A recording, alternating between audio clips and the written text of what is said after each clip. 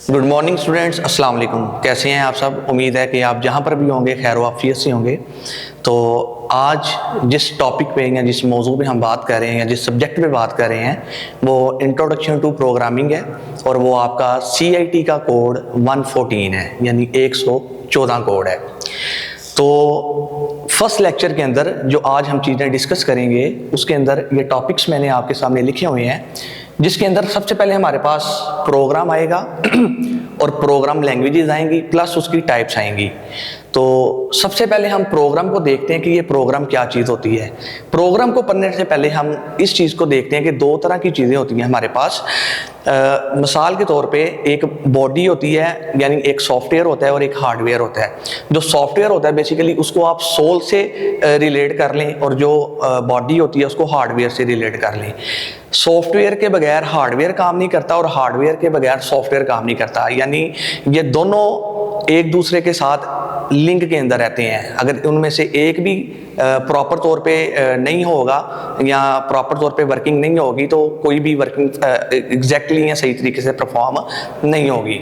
तो ये programme basically उसी चीज़ का नाम है जिसको हम सॉफ्टवेयर भी कहते हैं या प्रोग्राम भी कहते हैं। तो इसकी डेफिनेशन पे आते हैं। सबसे पहले लिखा हुआ है a set of instructions that is given to a computer to perform a specific task, यानी ऐसा सेट ऑफ इंस्ट्रक्शन जो हम किसी कंप्यूटर को देते हैं किसी भी चीज़ को या किसी भी स्पेसिफिक टास्क को परफॉर्म करवाने के लिए या किसी भी पार्टिकुलर टास्क को परफॉर्म करवाने के लिए।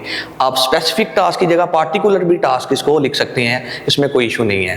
तो यानी एक चीज़ हमें क्लियर हो गई, जो प्रोग्राम की डेफिनेशन थी कि ऐसी सेट ऑफ इंस्ट्रक्शंस जो हम किसी कंप्यूटर को देते हैं किसी भी पार्टिकुलर या स्पेसिफिक टास्क को परफॉर्म करवाने के लिए, उसको हम क्या कहते हैं? प्रोग्राम कहते हैं। और इस प्रोग्राम का जो दूसरा नाम है वो क्या है? सॉफ्टवेयर।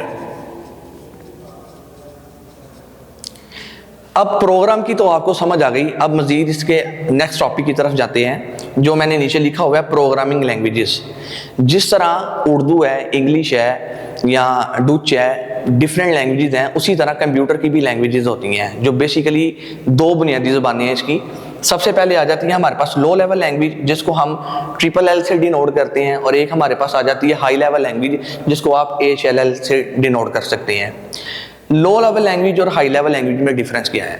सबसे पहले इसको देख लेते हैं अपनी ज़ुबान के अंदर।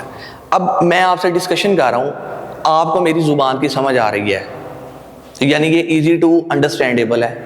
यानी ऐसी लैंग्वेज जो ईजी टू अंडरस्टैंडेबल होती है वो हाई लेवल लैंग्वेज होती है, और ऐसी लैंग्वेज जो ईजी टू अंडरस्टैंडेबल नहीं होती वो लो लेवल लैंग्वेज होती है, जिसको हम कंप्यूटर की ज़ुबान भी कहते हैं।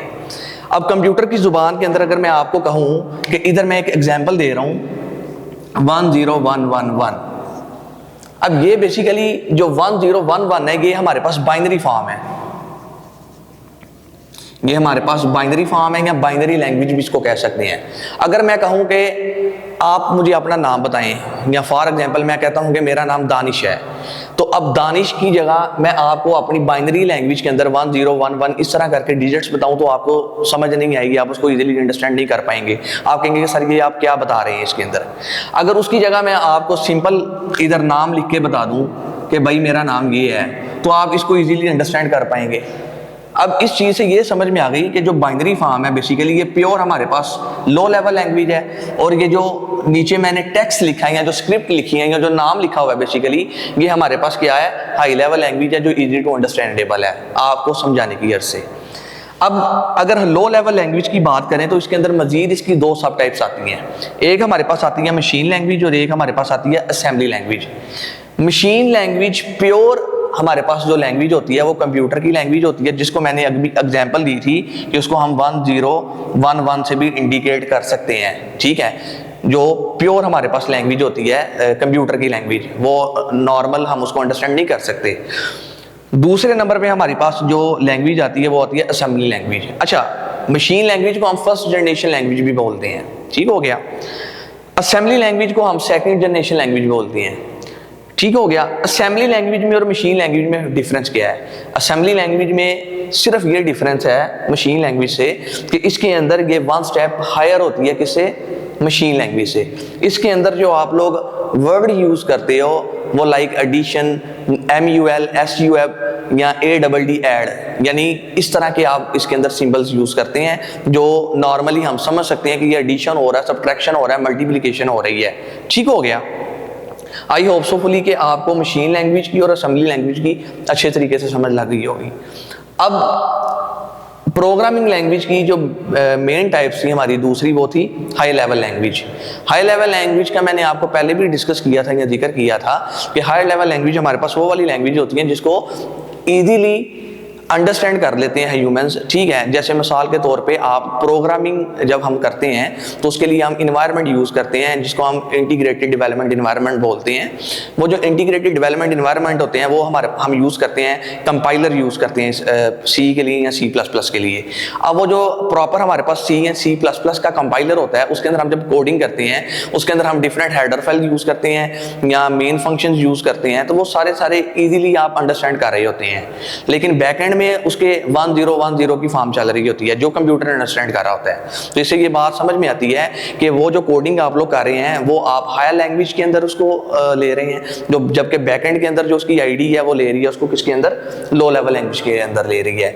तो ये आज का हमारा टॉपिक था। मुझे उम्मीद है कि आप सबको इस टॉपिक की बड़े अच्छे से समझ लगी होगी।